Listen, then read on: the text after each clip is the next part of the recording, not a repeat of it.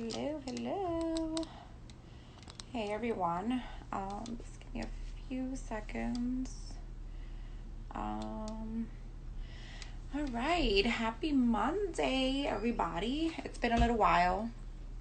I kind of took a little bit of a break. I just been working on some self-care at home and just working out, eating healthy, trying to change some negative patterns that I've had in the past, just trying to live a much more healthier and focused life. So just to give you an update, it's been going really well. Hey Nick. It's been going really well, and I think that I have definitely found something that has helped me look at life in a different way, look at life in a more positive way, amongst other things that I was doing. So I hope everyone has also been well, and I hope everyone has also been taking this time out to kind of like, reflect, look at yourself in the mirror, have those tough conversations with yourself, take accountability for your actions, try to live a much better life, care more about humanity. We've been living in really messed up times right now. One thing that has made me sad lately is that crime has really risen in New York City, and that definitely makes me sad, right? Because we're here supposed to come together to fight against racial injustice and things like that. And then there's, part of our same people who are out here committing crimes and killing our own kinds. Like, we need to stop doing that. So all of those things just make me sit down and reflect and think about what's most important in your life. How so many lives have been taken away during this time. Just spend time with your family, spend time with your friends, spend time with your children. Definitely use this time for that, because the way we were ripping and running before didn't allow us much time for that. So that's kind of like what I've been up to. Working on some cool stuff for the organization, which probably it's not gonna come to fruition as of yet. Maybe like late summer, early fall. Only because like I said, this time I just been using it to work on myself and revamp a few things and just really figure out what's the focus, instead of pushing things and pushing things out without a lot of thought and things like that, so just like working on some cool things. So I hope everyone has been well. It's super cool to be here today with everyone. I have a really great guest. She has definitely changed my life tremendously. I've learned so much from her so far. So basically what she does is she has a program where she teaches women how to build wealth and how to become financially free. We touch on topics that you would never think would affect the way your relationship with money is and things like that. So I'm really excited to have her. Her name is Alicia Holmes, and I'm gonna send her a request now and see if she'll see it. Let's see. Okay, I don't see her on here right now. Okay, let's see. When you go live, anyone who watch your videos be able to watch it too. Oh, Moses. Okay. And what is this? I don't know. All right. So let me. Oh, is this it? Let me see. Okay, here she is. Sent. Okay, so I think I just sent her a request or something to that effect. But I'm also gonna text her and make sure she receives it. I don't see her on my live.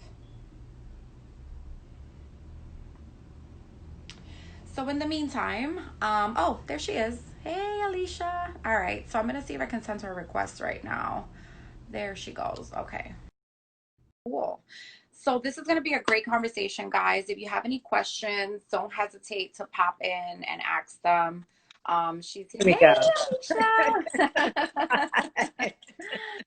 How are you? I am fine, thank you. This is my first Instagram live. I had to work my way around. Oh, really? That's Yes, awesome. yes, yes, yes, yes. Yes, it's super easy. It's, not too difficult. We're gonna have a good time. But it's so good to see you. It's I great haven't to see spoken you. to you in a little while. Yes.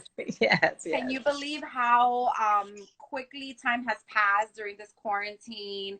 I can't. How crazy things have gotten. Hi, Damaris. Like it's just been a whirlwind, and then I just feel like it's one thing after another, after another, after another. It's so true. I was just talking about the crime rate is going up now, Yes. right? Mhm, So it's mhm, like, mhm. what are we doing here? Like, are we fighting together for Right. justice, or are we not caring and we're just, killing each other? So it's just very overwhelming. Yeah, Yeah. these are trying times. These are who would have ever thought? It's surreal. Who would have Yeah. ever thought something like Yeah. this would be happening right now? Yeah. Yeah, Mhm, absolutely. Like it's just crazy to me. So, I was saying that for me, like I took all this time for like self-reflection, right? So, mhm, mhm. definitely, working on goals and things like that. But I think that that wasn't even at the top of my list. Like at the top of my list was like, all right, so who am I during this time? What do Right. I stand for? What do I support? What has happened in my life that I can work on changing? Right. What has affected my life that I can now easily remove, right? Because we're quarantined anyway. So we Mhm. have but so much contact with others and just things like that. And that's kind of like what I've been focused more on, and like family and things like that. Right. Because it's important. It's important to take a moment and stop and look at yourself, and say So to true. yourself, like, all right, this is not working, right? It's so true. Yeah, like this is not working. So many times we know that these things aren't working for us, yet we still fight against what our intuition is telling us, right? Absolutely. So yeah, so this is like the time where, I feel like that's what a lot of people should be doing. I know it's easier said than done. I know it's like Right. maybe a dream and a wish for a lot of us, but Right. it's important to do that. No, It's important for growth. I think we've been Yeah. forced to do it in some ways, to just slow Yes. down. In some Mm-hmm. ways, we're spending a lot more time in quarantine with our loved ones. Yes. We have to communicate more. We're doing things we would have never done before. I say my kids are like baking and crocheting and doing artwork on we have a little rooftop together. Mm-hmm. And just that, they're spending like a lot of quality time with each other. I'm left out of it sometime, but it's okay. Yeah, that's Uh, beautiful. That's wonderful. Yeah, like even our children, like this is yes. the time for them to also pick up new things, figure out what they like and things like that, Absolutely. So yeah, Absolutely. it's been quite some time. Yes, yes, But yes. I'm happy to have you here today, and I was sharing with everyone that you have definitely inspired me so much. In the small period of time that we've been talking, you've helped me develop my finances so much. Just have a whole new outlook on how to manage my finances and how to build a better relationship with my finances. I know it's not easy for a lot of us because of certain circumstances in our life. Like for me, I became a young mom. So Right. as soon as that happens, I wasn't even thinking about how much can I save, how much can I do, where can I invest in. I was more thinking survival, right? Like I need to make sure I put food on my children's table and a roof over their head and things like that. So that definitely affected my relationship with money. So yeah, so I'm happy you're here because I want you to share all the greatness that you have shared with us already, and kind of give folks tips and talk a little bit about the stock market and investment, just so we can see what's happening out there, what we can get into, and also share with us like how not so difficult it is. Cause like I started investing, so I'm like, oh my God, this is really fun. Like this is Uh-huh. really not that difficult to get into as long as you do your research and you understand what you're doing. So Absolutely. so yeah. So I guess we can start with maybe you sharing some of your backgrounds and Okay. what led you to the point where you're at today. Okay. So I was fortunate while I was in college to have someone just take me under their wing. He was a Black Latino and introduced me to a completely and totally different way of seeing the world of money and finance. It was from a perspective of really having like financial well-being. And I love telling the story that I actually met him at a party on campus. He was an alumni and I was an undergraduate coming to the party. And we must have been joking about being rich. And so he whispered to me, "Do you want to be rich or do you want to be wealthy?" And I was, "What's the difference?" And Mm-hmm. what he explained to me literally changed my life. Uh, what he said was, being rich is having money, being wealthy is having time. Yes. And so it was a whole new way of thinking about the world. So usually we exchange our time for income and then spend that income, exchange our time for more income and spend that income until hopefully one day we can retire. But now we're getting a lot of debt and it's creating a whole other host of problems. Right. So what I was taught to do was exchange my time for income, invest as much of that income as I could, and then live off the rest. And then exchange more time for income, invest as much as I could, and live off the rest until I got to the point that I no longer had to exchange my time for income because my investments would be working for me Mm-hmm. as if I was working. And so, like, I was set up with all of the tools, all of the ways of thinking and doing that. And because of that, I worked for nonprofits, let me just say, my Mm-hmm. entire career, making a third of most of what my friends and colleagues made, but I was still able to become a self-made millionaire in my early 30s, completely financially independent in my early 40s because of the information that was shared with me. And so I have been my whole life, I feel like for the last 30 years, I've always been supporting people around, investing and what you should do with your money. But after I became fully financially independent and I decided, what do I want to do full time? I'm a financial educator and coach, and I teach mostly women of color, how to be in a wealth building game. And so we talk about the pandemic now because of what I do in the world and because of what happened the last time there was an economic downturn. I have been busier than ever. I mean, working around the clock. And I speak as often as I can. I do all kind of classes and workshops. I start doing stock study groups that grew larger than I ever expected. And I've done a few of those. But I really do think it's important because we don't want what happened the last time to happen this time. Right. Because what happened was Black and Latino families lost over 50% of their wealth, Mm-hmm. still haven't recovered. Most white families had recovered 2 years later, to late 2009, early 2010. They were even up 9%. So, yeah, so what's happening now? All I can Right. say is I I want, mean, mhm, uh-huh, first and foremost, uh-huh, I just want to say, thank you. Thank you uh-huh, for not only, doing all the great things that you've done like for yourself and for your family, but also knowing how important it is to share that information with our community. Thank absolutely. you so much because Uh-huh, times like this have definitely shown us that uh-huh, we could not just rely on one type of income absolutely. because you never know what's going to Uh-huh, happen. You never know when you're going to lose that job. You never like, it's uh-huh, just so unpredictable. And also savings, what do you do with your savings? You can multiply your savings, right? uh-huh, So I think this is like a really great time to have these conversations. And I'm not surprised that it has grown so much for you because now uh-huh, we're all thinking, now we're thinking absolutely. about these things. Now we're like, wait a second, what can I do to Right. to be able to sustain myself in any Uh-huh, event that anything would happen, right? Which absolutely. which things have always been this way, but we've never been as awake enough to think about it until something happens, right? Absolutely. So I like that a lot of people are waking up and they're coming to you because this is very important information. So thank you for that. Thank you so much. Yeah, Absolutely. but I do Absolutely. want to ask you, so you started your journey, which is an amazing journey.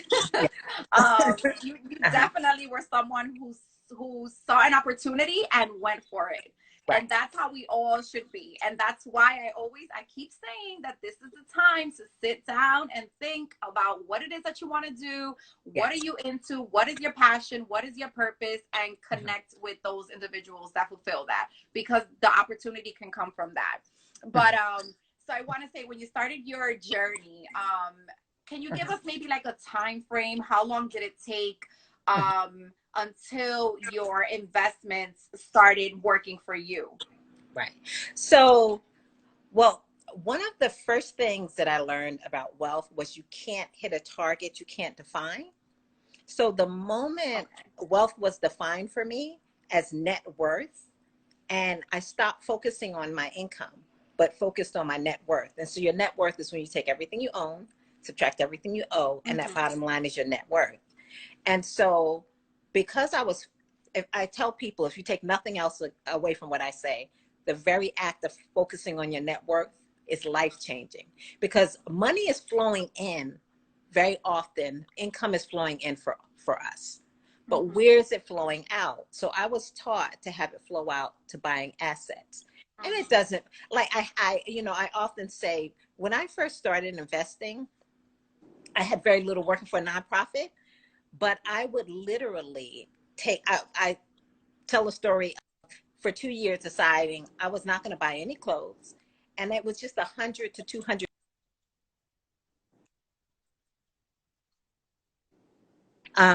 And so I started with very little, but being very consistent, focusing on the fact that, yes, resources are flowing in. They could either flow out to make other people wealthy, Mm-hmm. but purchase assets that, or I could be purchasing assets that was going to help build my wealth. So I had a lot of the specialized knowledge and the information you should know: compound interest, index funds, mutual funds, where you should put your money, how it could grow over time. And so I was able to direct those things very early on. So Mm-hmm. when you ask me how the time frame, so I was taught about being in the asset game of wealth building, not just the stock market, but real estate, because real estate has just been the gift that keeps giving. So Right. 2 years out of college, because I was like, belt tie principles: live within your means, invest 20% no matter what. I wouldn't leave my house until I can invest at least 20% of my money. So Mm-hmm. 2 years out, there's an auction, and I am the only one amongst my friends who had the money to actually go to the auction and purchase a luxury condo for pennies on the dollar. And I have to say, all of those things together, because purchasing that luxury condo really jump started me. And I was only 2 years out of college, 23 years old. Wow. I did that. But it was more of a mindset. I try Mm-hmm. to get people to understand it's more of a mindset than anything else. So it's the mindset, it's having the accurate information. And I just want to step into a little bit of what's happening right now, Mm-hmm. because the market is on a rip roaring tear in many places. And I just want everyone to take a moment and Google pandemic wealth transfer, Okay. because what's happening now is that the coronavirus pandemic has produced one of the greatest wealth transfers in history. Those who are in the know with the right information are benefiting from this time like never before. And so, Sue, what I do is I'm trying to give Mm-hmm. people the right information so they can Mm-hmm. make the right decisions right now. There's a Right. lot of opportunity if you have the right information. If you don't have the right information, and I've been doing this since March. Like, people know me, they call me, I'm on Zooms like really since March, Mm-hmm. trying to, tell people, okay, don't sell low, and lock in the losses, and Right. make sure you're taking advantage of the market turnaround. What Yes. I found, honestly, I have to say, when I was telling people don't sell low, and Mm-hmm. I've met with hundreds of mostly women in the Mm-hmm. last couple of months, and most people not having the information, weren't in the right investments in the first place, Right. and didn't have the right information to be in the right investments in the first. They were Mm-hmm. in guaranteed funds giving you Mm-hmm. 3% when the market has been, this has been one of the longest, biggest bull markets forever. So Yeah. anyway, Yeah, okay. I actually want you to hold that thought on Okay. investment. Okay. Because I want to get into it a little bit later. Before we even do that, I want you to talk to us about Mm-hmm. people's relationship with their money. Mm-hmm. And I know we had a very intimate conversation in the classes with you, and we talked about how our parents have affected the way our relationship is with money and Right. things like that. Let's talk a little bit about that, because maybe that can help also people understand why they're the way they are with money, why they spend so loosely instead of saving and things like that, and why they don't value their money enough. Right. So being in the wealth game and what that looks like and how you treat your money and how you're purchasing assets is not something that has not been passed down from generation to generation for us. And I always say our parents did the best that they could with the information they had. Mm-hmm. And to be honest with you, well, I'm a little older, but like my parents didn't have, like, they didn't have access to credit cards like we have right now. They actually, they did layaway. They bought things that they could afford. So now with credit, it has encouraged people, like right now, to buy things you completely and totally can't afford. And, studies are showing that what we're doing is today, we're spending the income that we're making for the next 10 years. Our parents did not do that and did not have that available to them, thank God. And they thought a little differently. So, Mm-hmm. so first, the specialized knowledge, and I use specialized knowledge, the information about compound interest, index funds, investing for retirement, all those things, they really didn't have that information to pass down to us. Uh, I worked at a university for like 2 decades, and almost every year that I could, I would gather the students of color Mm-hmm. and I would teach them a lot of the things that I've shared and taught in some of the workshops you've been in. And year after year after year after year, the students came and no one had taught them about this. The first time we've ever even heard about investing is when someone tells us about a 401k. I mean, a lot of us had never ever even heard of investing prior to that. And that's not the same for many communities. And there's a reason why, you know. Mm-hmm. Um, so yeah, so I want to make sure I'm answering your question. Yeah, yeah. So no, I think everything you're saying is Mhm. absolutely correct. I think because like you said, the knowledge wasn't being shared back Mhm. then it wasn't passed down to us on how to be an Mhm. investor, or what to look out for and how to Mhm. save your money and relation. And there's something that you said about the credit cards. Like back then, our parents, grandparents, they didn't have access to that, so they may have been a little more frugal with their money, right? So that's something we may have Absolutely. learned from them, like, oh, hold on to your money, don't waste it, don't put it anywhere. And a lot of us did grow up, Mhm. doing that and not taking any calculated and educated risk, Right, right? right, right, So I think right. that you're absolutely right. And yes, you did Mhm. you did answer my question. Mhm. um so let's go now into how to maximize with let's say like a medium type of income, right? Mhm. How can we I know you talked about calculating how much profit you're getting as opposed to how much you're spending and where it's going to. Let's elaborate a little more on that, and how having, let's say, an income between 40,000 and let's say 70,000, how we can maximize with that type of income. Okay.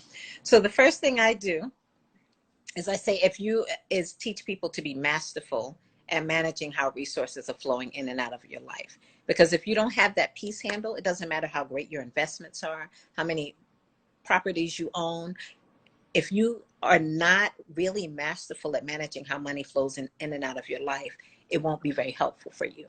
Right. So in that regard, I have to say right now, whether I am coaching women who are school teachers and social workers making 40, 50,000, or if I am coaching lawyers and doctors who are making 250 to 500,000, everyone tends, not everyone, mostly there's a lot of the resources that are flowing in are flowing out to places that are not building wealth for us. Right. So the first thing I would say is to understand that whatever your income is, you want to keep your expenses low, and you want to make sure that you're at minimum at 20% of whatever is flowing into your life Mm-hmm. is going somewhere where it's being invested. And I'm not talking about just saving, because savings does not build wealth. We need to get out of the savings mentality Right. and understand um, investing. Mm-hmm. So whether you're 40,000, 70,000, Mm-hmm. 200,000, 250, Right. 20%. And if you follow that principle alone, you will Mm-hmm. build wealth. It may take you a little longer if you're making 40,000, but you may be Right. better off than a person making 250,000 if you just get the If you're making understanding. better decisions. If you're Yes. Yes. absolutely. Yeah. And the reason why I asked that is because um people like us in that income range may feel a little overwhelmed and maybe a little unmotivated, and we may think to ourselves, well, we're not making this type of money, so we don't have enough to invest. We Right. don't have enough to put into the stock market or in a Roth IRA, monthly, or Mm-hmm. whatever it is. So Mm-hmm. that's why I brought that up, because I think that we do get discouraged sometimes, and we feel like we're not in the game. We can't get in the game Oh until we no. make a certain Mm-hmm. we're in a certain income bracket. Yeah, no. And I tell you, I teach the opposite, not because I've lived the opposite. I did graduate from business school. I went undergraduate to Stern and didn't make a difference. One of my closest friends, when I went to work for a small nonprofit, Mm-hmm. making, I started out with 19. I believed in it so much. I was like, fight the power. And I believed in this small nonprofit so much. He went to work for one of the top management consulting firms in the country. His base salary was 3 times my salary. Plus, he was so good at what he did. He was actually a pioneer in the early stages of computer graphics, and took people from typesetting to computer graphics. And his consulting, he would get consulting jobs where he would make more in a weekend than I made all month. Plus, his salary was 3 times more than my salary. But he drove a fancy car. He dressed so nice. He had all of those things. He used to borrow money from me, literally, because everybody knew I was like saving all my money. And so, yeah, so 2 years later, I just want to say to people, it's the mindset. 2 years Mm-hmm. later, when I was able to go to an auction, because was like on the grind, saving, investing my money, like I called all my friends, and many of us had gone to business school. They making a lot of money. And I'm like, you guys, I believe it was a $12,000 cashier check in order to attend this. And almost nobody had that and that was Mm-hmm. life changing. It's Right. not about, in my experience, I'm talking about experience. It's not so much how much money you make. It's what you do with the money that you With do the make. money. And, Yes. and, I'm sorry to say, I have to just put it out there because I'm, coaching so many people, and I have for years prior to even having this business. I hear so many people say they don't have the money. Like, I don't have the money. I would Mm-hmm. say, a college savings account. But then when I look at those budgets, I see the cell phone bills. I see Yes. the cable bills. I see all of those things. And so we have to be really conscious around particularly when you're starting out small and you want to build something, where Mm-hmm. we're actually directing our resources. And a lot of the times, because we don't know how powerful investing could be and how Mm-hmm. simple and easy it is today to Right. actually get started investing, it doesn't seem like there's someplace else we can put it. I understand everything that's happening, Mm-hmm. and I'm here to support, Right. to give Yes. us the But information we need to make yes. good But decisions. also, Mm-hmm. I want to add also that Mm-hmm. 20% Mm-hmm. that you're now investing, you can take that from spending that you've been doing that you shouldn't have been doing, that, like you said, you're putting money into something that's not building your wealth, and stop spending on that. And that can be the 20% that you're now investing. Right.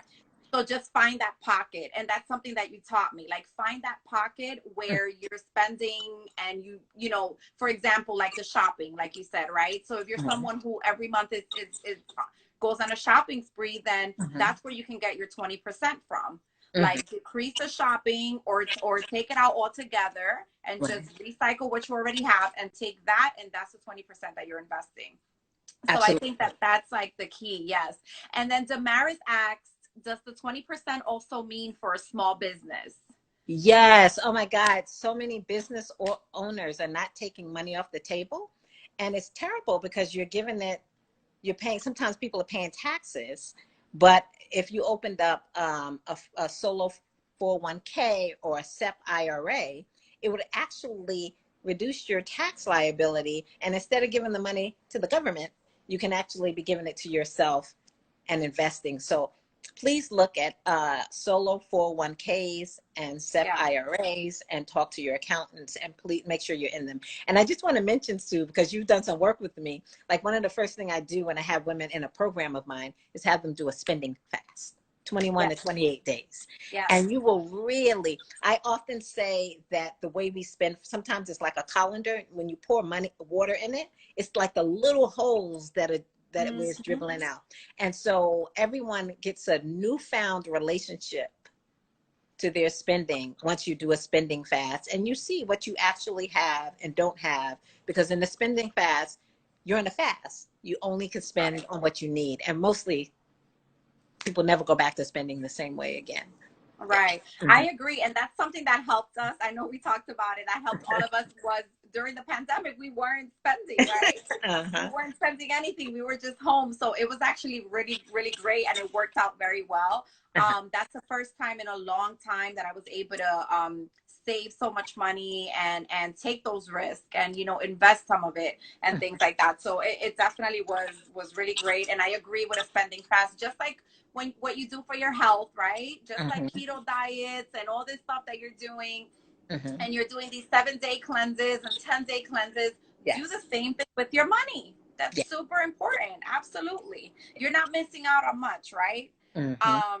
What's going to speak is the end result, right? Because a lot of us, we just want like instant gratification, right? And that's why we do spend a lot of money sometimes. So, you know, the end result is what's going to matter. When you have your property and you have all your ducks in order, that's going to matter more than the $500, you know, ticket price on the pair of shoes you wanted.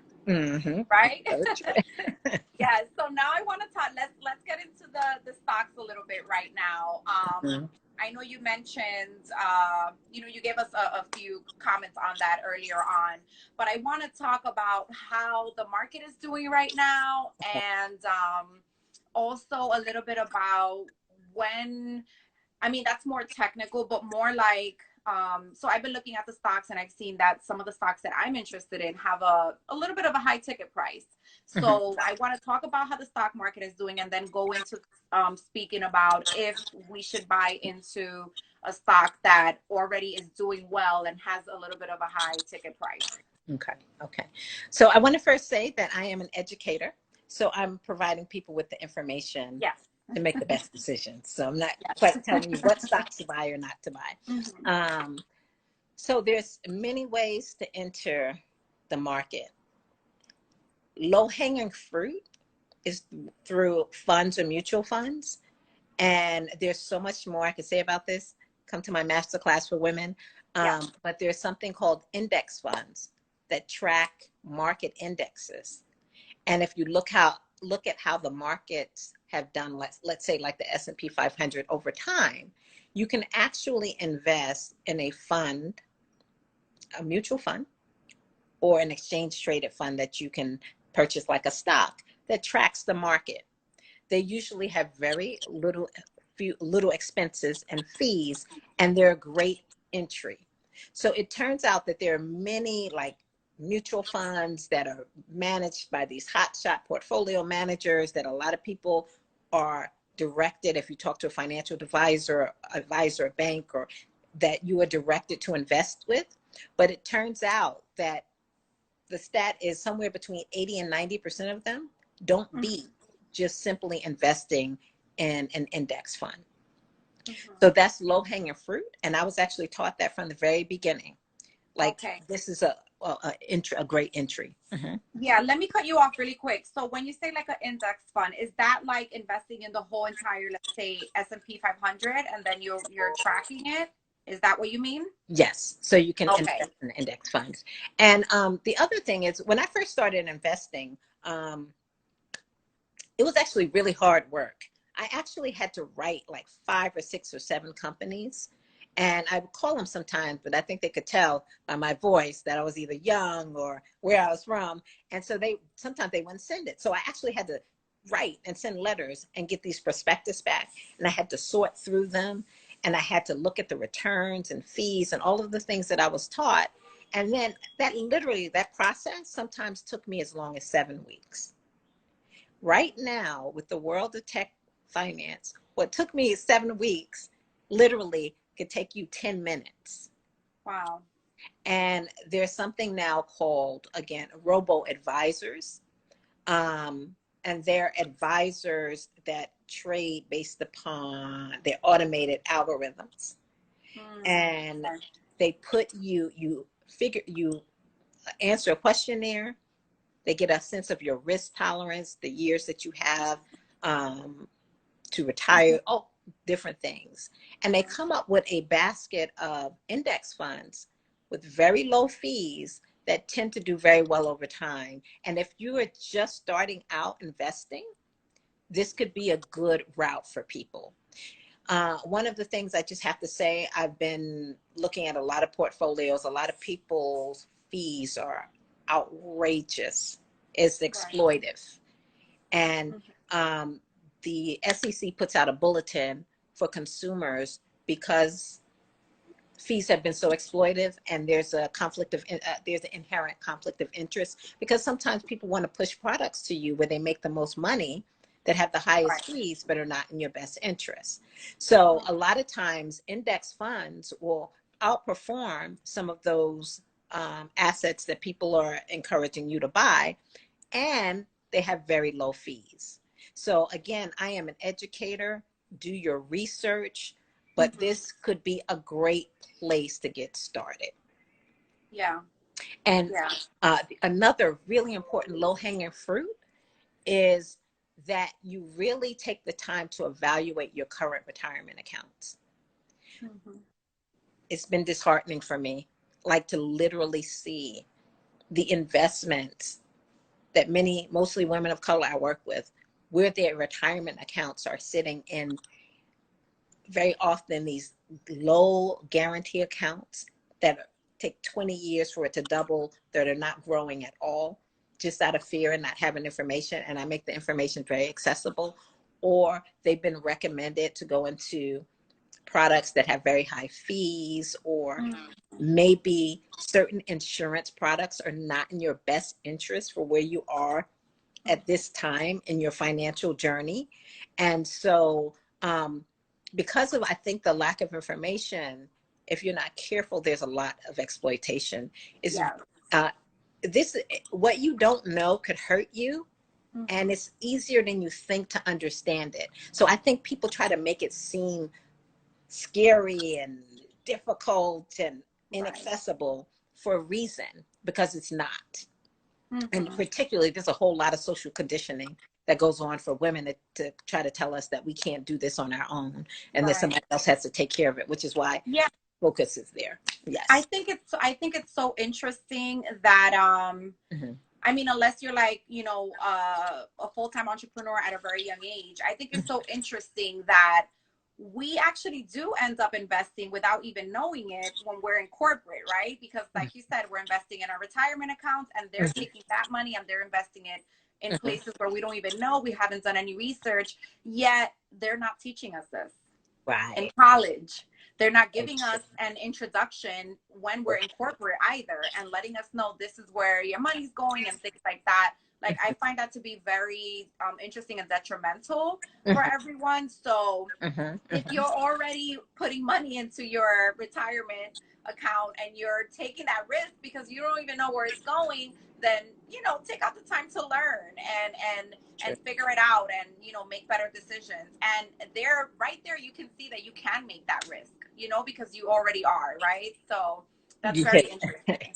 Yes. Yes. And a lot of times, just not having the right information, people are leaving hundreds of thousands of dollars on the table, I say. It literally, right. And I, you know, I show people very often in my workshops, and people will say, if I had only known this 10 years ago. So it's, and think about it. There's people that are in corporate for a very long time.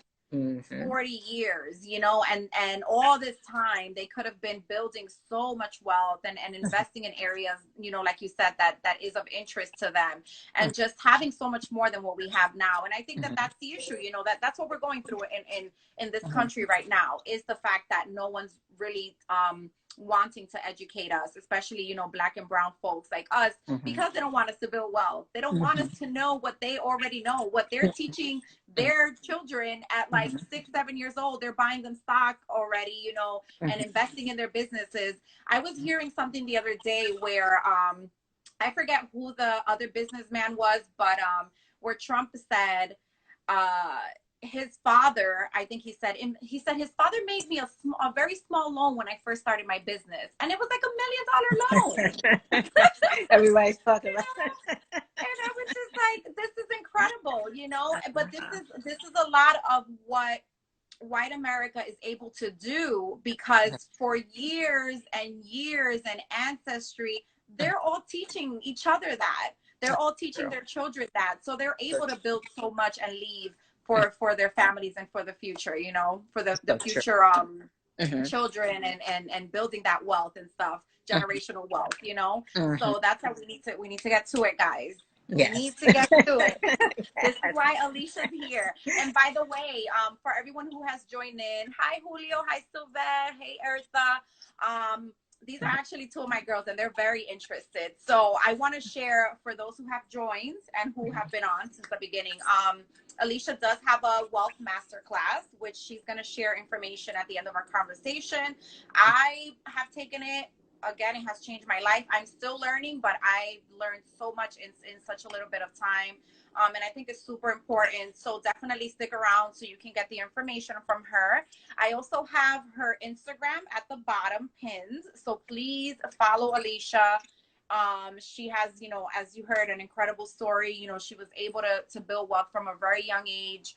And I think that it's time for us to stop and listen to all the resources that were being provided, especially during this time. Like, that's one thing that I can say is women like yourself have taken out their time to share their knowledge, to share what they know. So I definitely have like maybe 2 full notebooks of all the notes I've been taking during quarantine, all of the workshops I participated in, I've listened in. It's just a great time to do that and to sit down and, like, you know, grasp all of that information.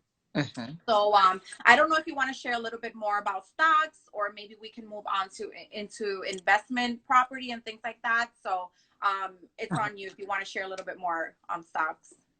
So no, I just introduced low-hanging fruit. The other thing I wanted to say is some people have in our community with like jumping in the stock market, but just get yourself informed. There, you know, there's just a lot of free webinars. TD Ameritrade does free webinars.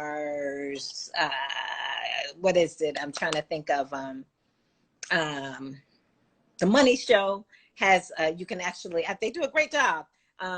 You can sign up. They have different trader expos, trader conferences. Please be informed, because I think there's so many inexperienced people in the market right now that it just makes experienced people being able to benefit so greatly. And, you know, I did a 3-week program twice. We're just like, this is a candlestick. I don't know if you should be investing in the stock market if you don't know what a candlestick is and you can't read it. This is you know, this is a moving average, and this is how, this is a trend, and this is usually a buy signal and a sell signal. Just some fundamental information that's invaluable if you are going to actually jump in, which I think is great, and purchase some stocks. And then the last thing I'm going to say about stocks is there's an area I call the dream bucket, and that's in like innovation, and that's in stocks that are changing the world and innovating. And it's an area that people of color, particularly women of color, don't play in very often. And I highly recommend that we take some time to understand that area a little bit. And even if it's nothing but 1 to 2% of the money that you have, because in those areas, when they take off, things grow exponentially. Right. So I highly encourage us to pay attention to some of those areas. And there's a great book. I recommend it to people. And then when they read it, they're like, oh my God, this is fascinating. It's called The Future is Faster Than You Think. I think it's Peter Diamandis. Yes, I have it right here. Simon, let me show everyone. This is the book that Alicia's referring to, and it's by Diamonds and Cutler. There's the name of the authors. Definitely great book. I have yet to finish it, but it's been so good so far. So yes, I agree. Absolutely. I want to add something before we move on. Also, I think it's TD Ameritrade. They also allow you to play around with fake money, basically, like paper trading. So that's a good way to also learn how to trade. And, you know, if there's a company that you really like, and let's say their ticket price is like 500 plus, that could be a good way to kind of get in the game and see how the company does, maybe like over 1 to 3 months, and then you make a decision. So that's also pretty cool. Also, you can create like a watch list, like Alicia was mentioning, and you can start to track the companies that you are interested in and see how they're doing again over like a month, 2 months, 3 months, and then make that decision. And then I wanted you to say something. Make me proud too. Yes. Oh, you taught me well. You taught me well. Yes. I also want you to mention real quick about dividends, because I know dividends is really good because you kind of make a profit regardless. So if you just say something really quick about that, and then we can move on to the investment. Yeah. So dividend investing is helps to produce an income. I personally am, until I'm near retirement, I'm not so much a dividend investor. I'm more of an innovation investor. Yeah. And innovation companies generally don't give as many dividends because they're throwing the money back into research and development. But if you are nearing retirement age, I highly recommend you look at dividend investing. I don't do it very much because I'm an innovation investor. Okay.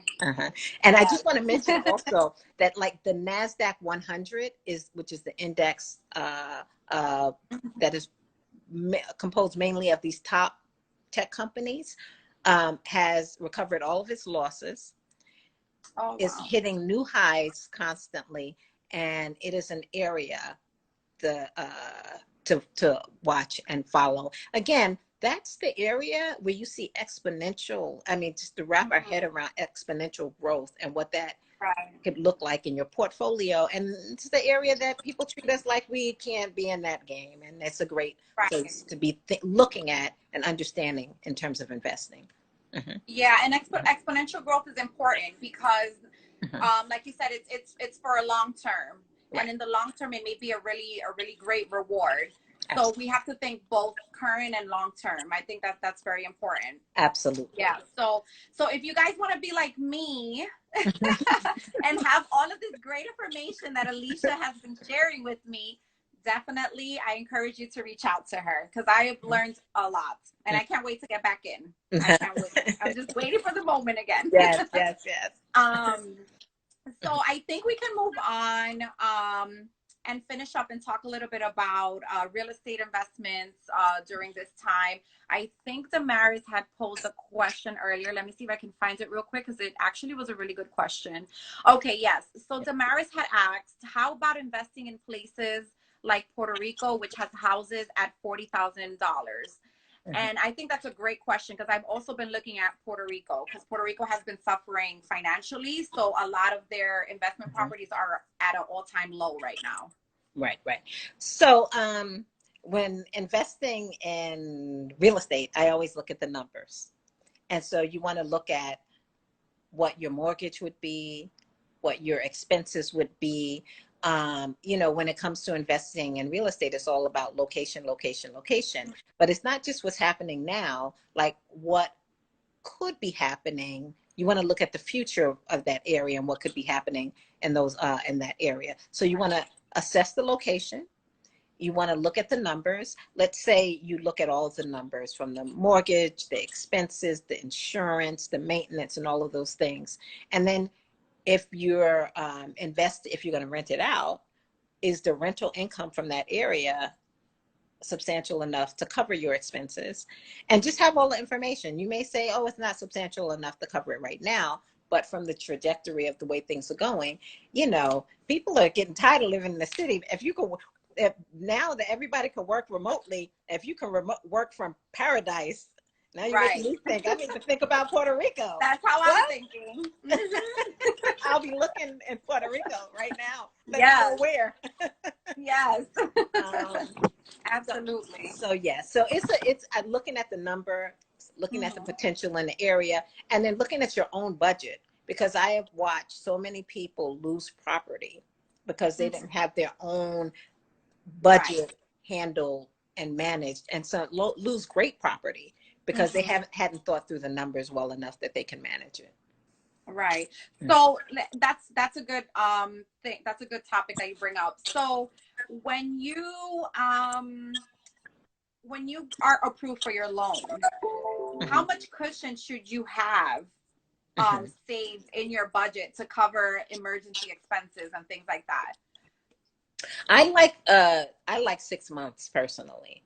6 months. Okay. And so, I don't talk about savings. I talk about emergency fund. Yes, emergency 6 months. Fund, yes. And then investing, and the rest of your money being invested in some way, shape, or form. But I like 6 months. Literally, a minor financial blip could turn into a financial catastrophe if you don't have an emergency fund. And a lot of times, even when what happened with the housing market in 2008, a lot of people just didn't have the kind of emergency funds to withstand that relatively short downturn in order to get through it and get on the other side of it. So I'm highly like emergency funds. Something minor can become so big in your life by not having one. So I highly recommend. Yeah. And then if you're consistently keeping your expenses low, you have your investments, plus you have your emergency fund. You need to be able to weather storms when they do happen. Right. And you need to be able to take advantage of opportunities when things like this happen too. Right. Absolutely. I think that's so accurate. So like, for example, basically that would be if your mortgage is $2,000, then a 6 months will be $12,000 that you should have for emergency. Right. Okay. Yeah. That makes a lot of sense because, some of us like me, like I'm looking, but I will be a first-time home buyer. So this is like good information for me to have, not just to go into the program, get approved, and oh my God, this is so great, right? We're at 3.5%. It's like, but it's also good to have that emergency funds as well. Right. So just in case anything happens, especially like now, I'm pretty sure a lot of people who own property who were renting it out had tenants who couldn't pay their rent during this time, so they had to kind of come out of pocket to pay the mortgage and things like that. So definitely important. So you mentioned earlier that your first property you purchased at an auction, right? I did. Is that correct? So do you still recommend that people look into that that area as well when they're looking into investing? So my understanding, and I have some friends who go to auctions in New York, this is a rough market in New York, and there's a lot of very sophisticated buyers with deep pockets that you're competing against. Okay. And a lot of times you get outbid. But other places in the country, people, have great experiences going to auctions.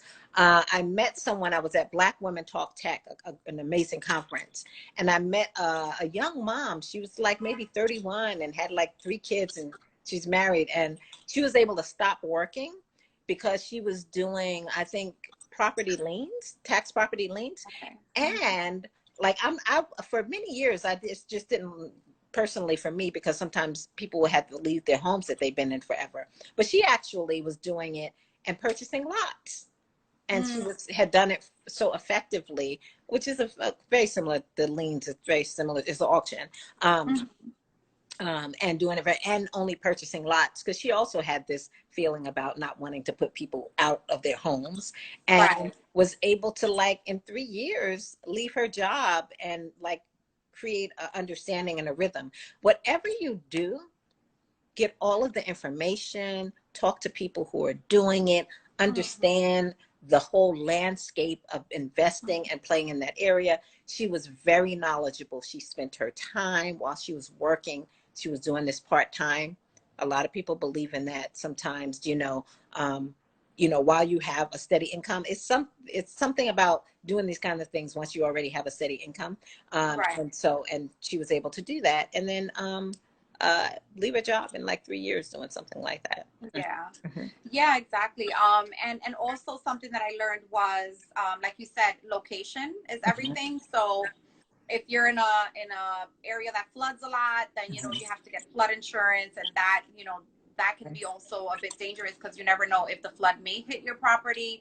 Also living by the water, I guess, is kind of similar to and paying the water property taxes or something like that. So yeah, it is a lot of contingencies to when you're looking at property. Can I say one more thing, Sue, since you mentioned that? Whatever investment you get in, ask, what are the risks? So literally, I have so many people tell me about these great opportunities someone told them about, whether it's real estate or stock or business. And I usually ask, so what are the risks? And there's usually not a lot of information. So whatever investment you're in, there are always going to be risks. There's no such thing as a risk-free investment. So always kind of ask and figure out what the risks are. So then you'll find out about floods. If you don't ask, Exactly. Yeah. Because like ideally, I would love to live by the water. So that's why I looked into all of that. Because I was looking at an area here in the Bronx that's like by the water. So I definitely was asking my friends that live in that area and things like that, and they weren't letting me know this information. So yeah, they're also very difficult areas to get properties in, because it's so nice and it's so peaceful, and it's like a lot of the people that live there, they don't move out. They're just there for like a permanent. Those are the best like a very areas. long time. That's the best area. Yeah. So that's been a little difficult. So my last question would be, as a first-time home buyer, and oh my God, we only have 1 minute and 50 seconds. But as a first-time home buyer, do you suggest you buy the property to live in it, or should you buy an investment property first?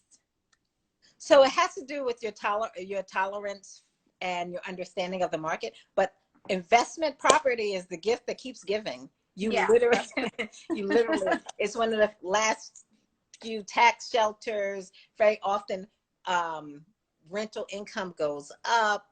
You can sometimes cover all of your expenses with the rentals.